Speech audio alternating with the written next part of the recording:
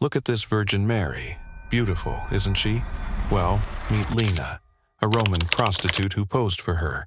And this holy disciple? Probably a thief from Rome's streets. Caravaggio didn't hire perfect models. He cast saints from the gutter, and the church was absolutely furious. This is the scandal that shook Renaissance Rome. Rome, 1600. The eternal city, center of faith and fountain of divine art. But Caravaggio lived in the shadows, among beggars, drunks, and sex workers in Rome's darkest corners. He believed something revolutionary. Holiness wasn't perfection. It was raw, suffering humanity, even in the fallen and forgotten. The church? Saints must be ideal, untouchable, divine. But Caravaggio's models weren't just real people, they were Rome's underbelly. This wasn't artistic realism, this was pure sacrilege. Picture this, you're praying in the church of Sant'Agostino, and there she is, the Virgin Mary herself. But something feels different. Her face is weary, almost tired. Her expression, too knowing, too worldly. Meet Lena Antonietti, Rome's most famous courtesan. Beautiful, intelligent, and absolutely notorious. Caravaggio cast her as the mother of God. But that's not all. Look down at the pilgrims kneeling before her. See those feet?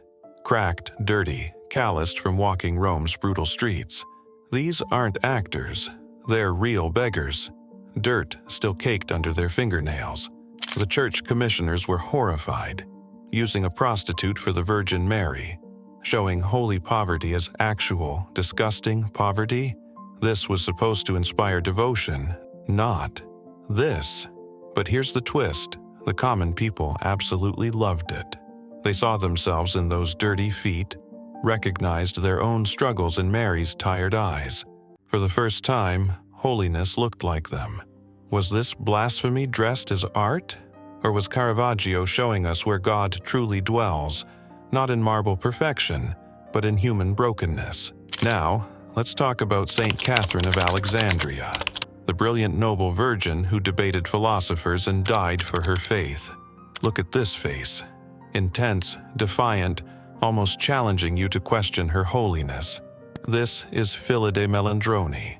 Not just any courtesan. She was Rome's most sought-after, educated, and dangerous woman.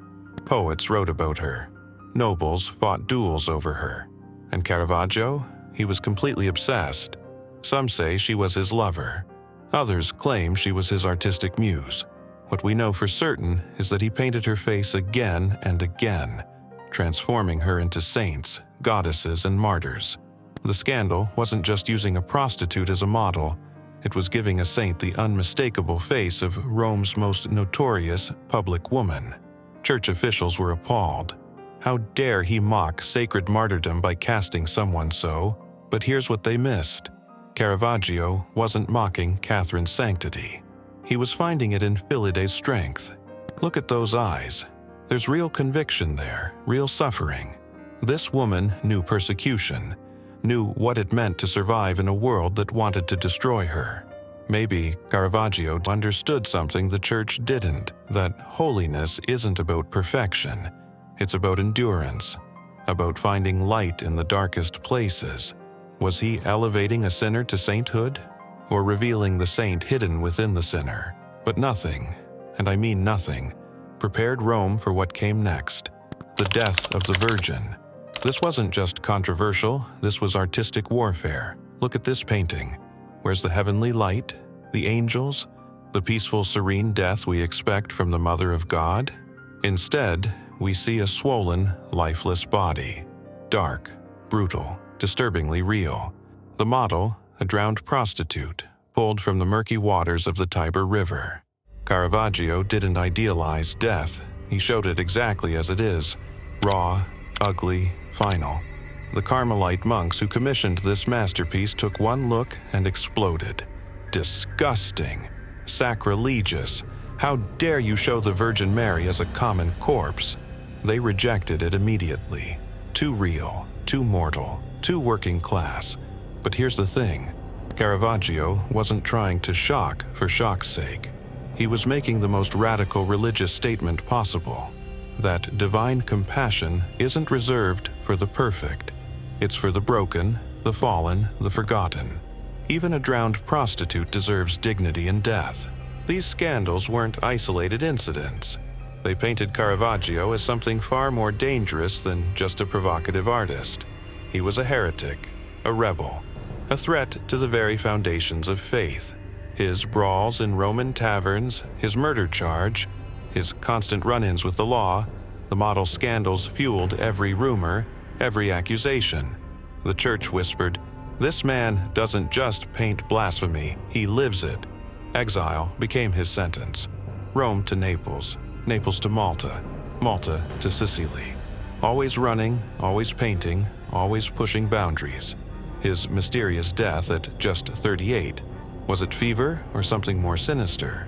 But here's the irony. His street-casting revolution survived him. The Caravaggisti, his followers, spread across Europe like wildfire. Suddenly, saints could be human. Sacred could be real. Beautiful could be broken. Rembrandt painted beggars as biblical figures. Ribera showed martyrs as common people. Caravaggio's vision became the new language of religious art. He proved something the church feared to admit, that holiness doesn't live in marble perfection. It lives in the streets, in the shadows, in the faces of the forgotten. So was Caravaggio a genius or a heretic, a revolutionary or a blasphemer?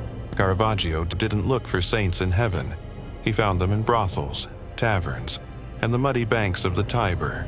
His brush was a lightning rod, shocking the pious while illuminating uncomfortable truths about faith and humanity. Outrageous? Absolutely.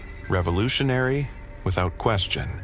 He dared to suggest that God's grace isn't reserved for the perfect. It's found in the broken, the fallen, the real. So, what do you think? Did Caravaggio cross the line or redefine sacred art entirely? Smash that like button if you think he was a genius provocateur.